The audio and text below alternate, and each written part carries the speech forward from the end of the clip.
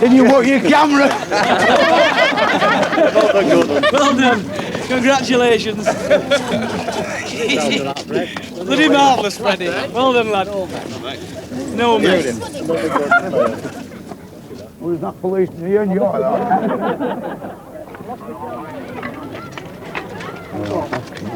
Take it to the chemist, he'll give you a prescription. We've got the whistle. Oh, I'm right, yeah. What are you doing? My nerves haven't come back right yet. Yeah, do you like that? No. Would you? Yeah, everybody does. Can you give that back to your partner? Yeah. Well, down that alleyway around the corner. Yeah. All right, love. Quite a nice needle. Need us any more? No. No, it's all over with now. Right. Time for a point.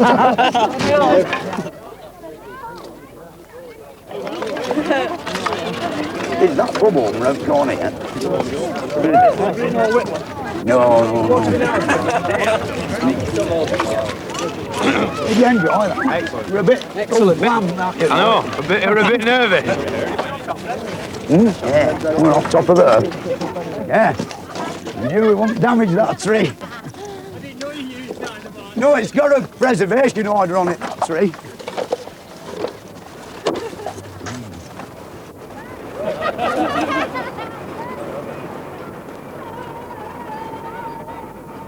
Yeah, we're a good one. I knew it. I had every ounce of confidence in that one. We just got it right.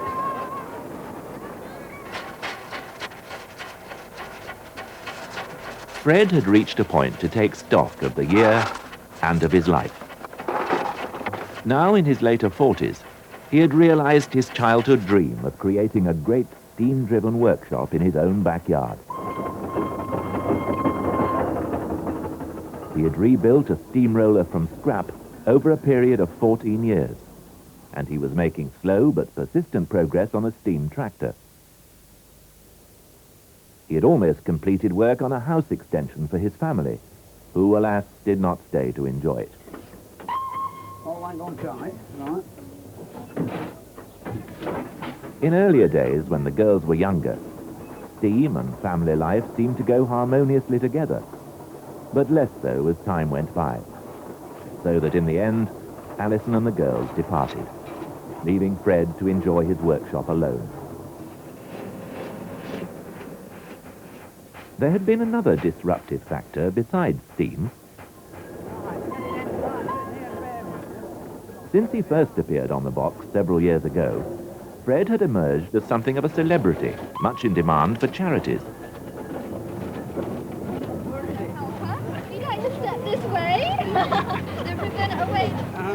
From these charity appearances, a remunerative new career opened up.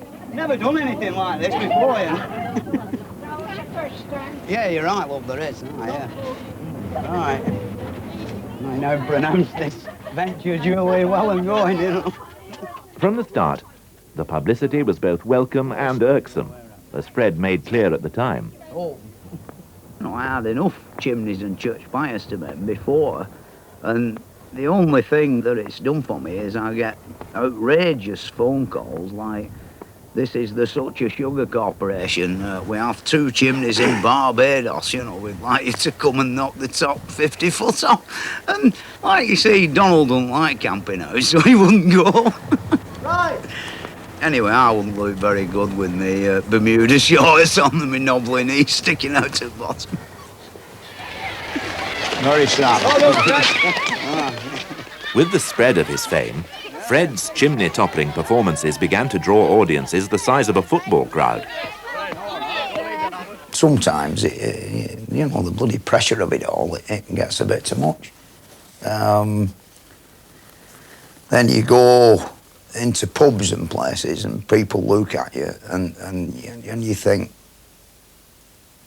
you know, they don't speak to you, you know, they just keep staring at you and it gets a bit annoying that way. You think, what do they think I am, you know, sort of a bloody lunatic, or are they scared of speaking to me? And people actually do that. They come, when them are a bit braver, actually approach you and say, one did last night in pub, he said, I hope you don't mind me calling you Fred, you know. God forbid, you know, the bloody hell am I? I'm only a bum who climbs up chimneys, you know. Right, Fred, just bear with us for a sec. I'll get rid of the Bear with us, did you say? Bear with us. Bear with us for a minute. Bear with us for a minute, Fred. Right, okay, that's it. This business of talking to people, the only thing wrong with it, I think I stopped too late afterwards, you know, and socialised too much and end up getting too much pop down, which is not good for you. I've noticed with these promotion things that I've done that there's a hell of a lot of good jobs in this country, you know. Sometimes felt a bit envious of some people who, you know, who I've been with, you know, their lifestyle and the motor vehicles, and, you know, maybe they're unhappy though, you know, maybe the job is just a bloody bind to them, you know, and all of that. I suppose you'd soon get fed up of going down the pub for lunch every day, you know, and things like that, when you can sit on top of a bloody chimney and survey the town with a flask of coffee and a bloody newspaper full of chips.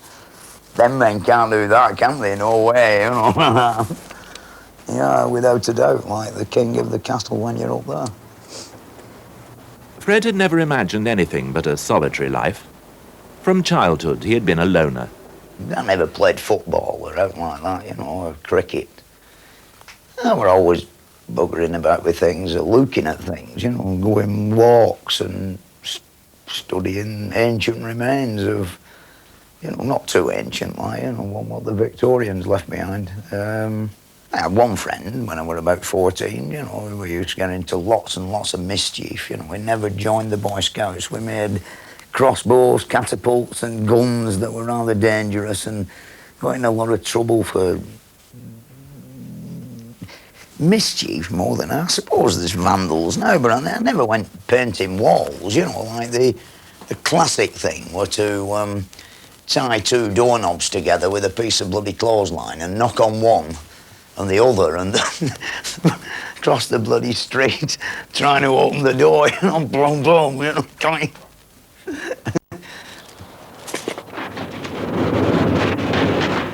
When he grew up and tried to start in the chimney business, Fred had a struggle at first to progress beyond domestic jobs. Then one day, lo and behold, the vicar of Bolton, Canon Norburn, rung up, will you come and have a look at my church tower, which were like the biggest thing in town. And so all the other vicars, you see, around the town, I could waltz in and see them. Knowing that I've been allowed to have a go at that one, I could have a do at their, like, lesser churches.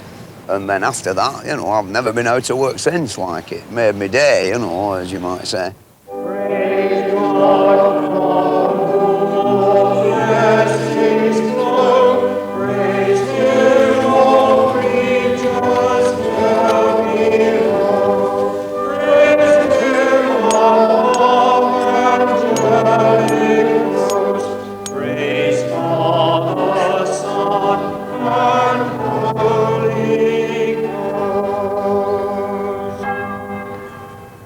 Then along came television and sort of made me rather notorious all over the place.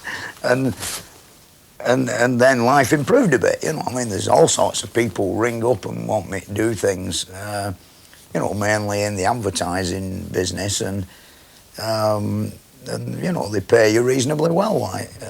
So that improved the quality of life no end, you know. It enabled me to take it a bit easier on the chimney job, and you know, I thought I were rich, but everybody knows what happens, and it happened.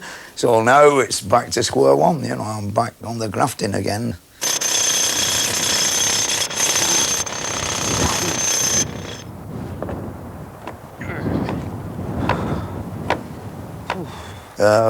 What did I buy? Nothing, hardly. Taxman had most of it, you know. A bit for the new engine and a bit for, spent a lot on the extension, you know, mainly on the mortar and the black stuff put in it, and the wardrobes. Rest of it I got for now, you know, off the demolition sites. Just time and energy consuming. I mean, even the leaded windows were only 130 quid. Well, that ain't a lot of money, is it, in this day and age?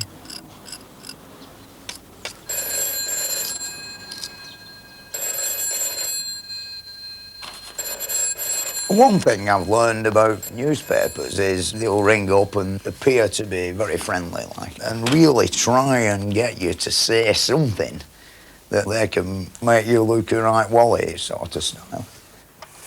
Keep going. I was happened to be mending a church spire at the time, and really their ultimate goal was to get me to talk about me divorce. And they spent all morning round the bottom of the bloody thing, you know, like, just a word, Mr. Dibnah, you know, I kept saying words that are unpronounceable on television, you know, go away, or... and it was quite funny, really, because I used a few blue words on them, and, you know, Mr. Dibnah had no comment to make in the bloody paper. They daren't to put what I really said down. No way.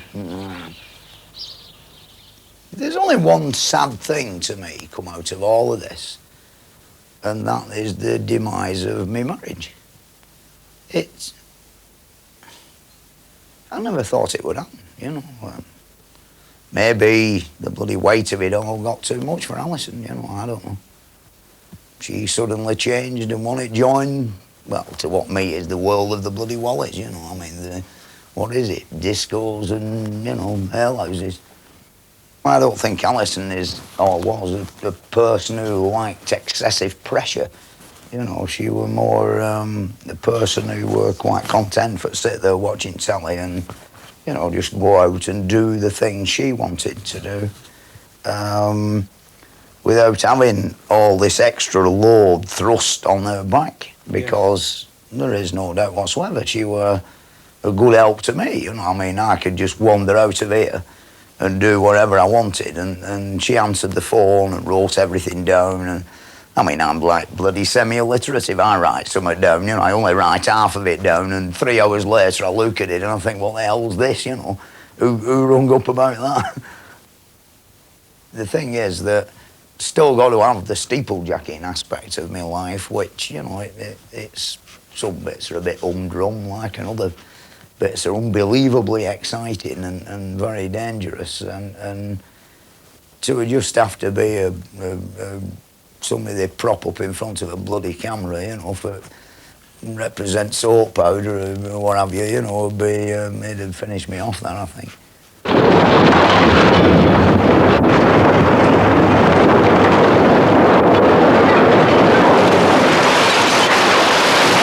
It is actually the danger and excitement of it all that you know, matters a lot to me now, because I can't think of any better way of getting drunk than after you've knocked a great big chimney down and it's gone the right way and everything's gone beautiful. Nobody's been hurt and you've not done any damage. When you think what could have happened, you know, what could have gone wrong, and the bloody sense of relief and ecstasy, like, is magic.